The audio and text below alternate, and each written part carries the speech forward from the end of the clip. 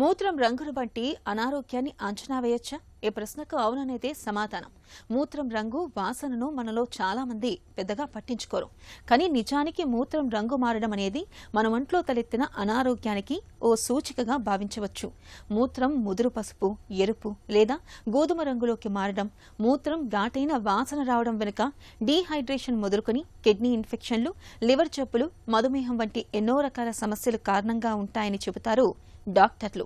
మూత్రం రంగు, వాసన బట్టి ఒంట్లో అనారోగ్యాన్ని ఎలా అంచనా వేయొచ్చో ఇప్పుడు తెలుసుకుందాం. డాక్టర్ గారు, నాకు ప్యూర్ వైట్ లాగా వస్తుందండి యూరిన్. ఈ మధ్య కాలంలో ఎల్లోగా వచ్చేస్తూ ఉందండి. నాకేమైనా ప్రాబ్లం ఉంటుందా? ఏమండి, ఒకటి చెప్తాను. ఎల్లో కలర్ ఆఫ్ యూరిన్ అనేది నార్మల్ కలర్ అండి.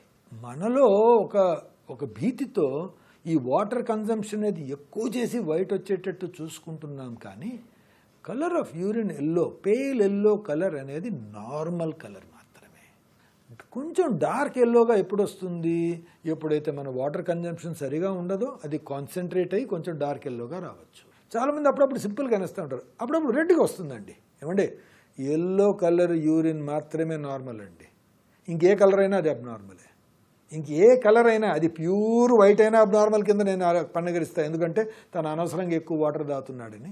ఇంకొకటి, కొంతమందికి వైట్గా యూరిన్ వస్తుంది, పాలలాగా, గంజి నీళ్ళలాగా. అది అబ్నార్మల్ అండి. అంటే ఇది లైఫ్ థ్రెటనింగ్ అబ్నార్మల్ అని నేను అన్నాను. దాంట్లో యూరిన్ మీరు టెస్ట్ చేస్తే 4+ ప్రోటీన్ అని ఉంటుంది. That is called chyluria. Chyluria అనే దాన్ని ఏంటంటే బాడీలో ఒక ఫ్లూయిడ్ అనమాట. ఖైల్ ఈ ఇంటెస్టైన్స్ నుంచి అబ్జార్ప్షన్ అయిన తర్వాత కొన్ని పదార్థాలు, లైపోప్రోటీన్స్ అనే పదార్థాలు ఈ ఖైలస్ డక్ట్స్ ద్వారా అబ్జార్బ్ అయ్యి అవి మళ్ళీ రక్తంలో కలవడం జరుగుతుంది. ఈ లింఫాటిక్స్లోనే ఈ ఫైలేరియాసిస్ రావడం జరుగుతుంది. వాటికి కొన్ని ట్రీట్మెంట్స్ ఉంటాయి, బట్ అది జబ్బు కిందనే పరిగణించాలి, కానీ నార్మల్సీ కింద పరిగణించడానికి వీల్లేదు. కలర్ ఆఫ్ యూరిన్లో ఇంకే కలర్ అయినా, ఎస్పెషలీ రెడ్ కలర్ అయినా కానీ, ఎస్పెషలీ రెడ్ కలర్ అయితే అది అబ్నార్మల్ కిందనే మీరు పరిగణించాలి. ఒక్కొక్కసారి రేరుగా బీట్రూట్ తిన్న వాళ్ళలో కూడా రెడ్గా రావచ్చు.